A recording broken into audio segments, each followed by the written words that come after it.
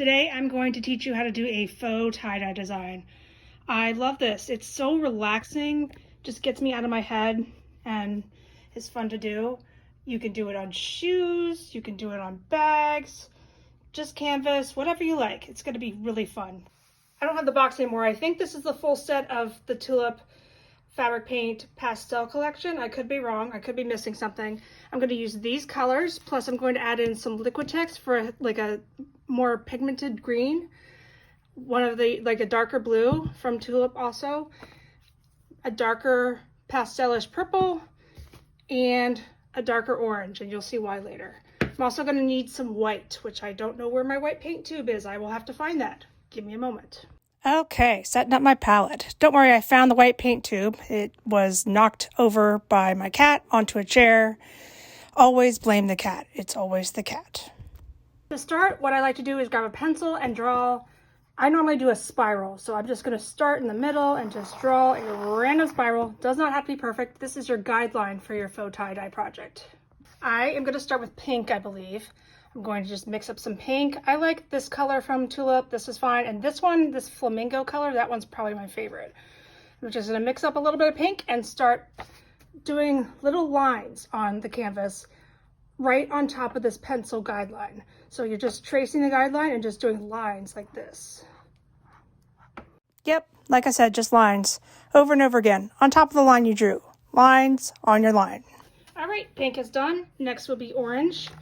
Now orange, I just know from experience, this is super bright. I don't understand. I know it's pastel, I guess, but it looks almost like glow in the dark type of orange, and they make a glow in the dark orange. So I really think this is the same orange. So what I do is I mix a little bit of a darker orange with it to make it more pigmented, because otherwise it's not going to show up, trust me. And then I take some white over here and mix it with that color. And as light as you want it to go. I think that's pretty good. Depending on what side you want the color to go on, that's totally up to you. Wherever you want, if you want it to be like an inverted rainbow or not, it's totally your choice. But I think I'm going to put it on the outside of the pink.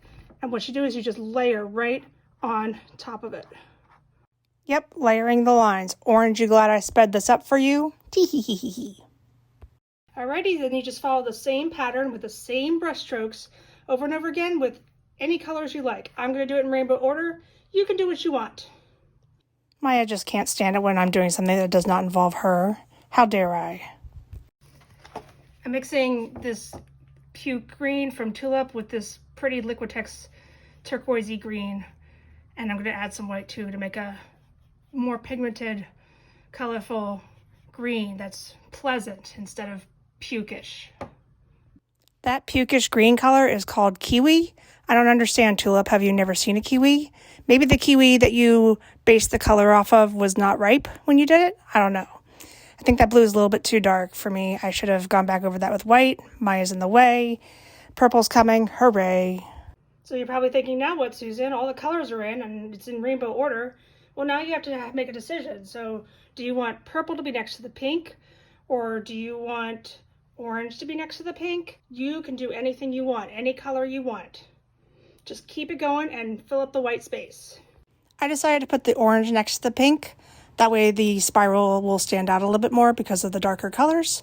At least that was my logic. But it's going to look super fun and colorful no matter what you do. Have fun with it. It's fun. Now, if you want, you can go back over and just make sure everything's bright enough or to your liking of the color. You can even switch up the color if the color that you just painted is dry enough. And just go to town, see what happens. I added a few longer lines on top of my shorter lines to make it look like the color is spreading. And then I spent a little time just cleaning up some of the colors that I had made to make sure that they're the right color pigment that I wanted. I think I want to make this center spiral a little bit more. The spiral, I want to make spiral.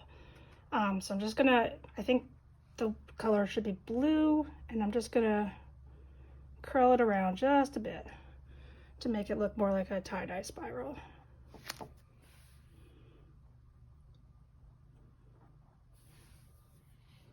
All done. Look how easy that was. And it makes me so happy to look at. I hope it makes you happy too.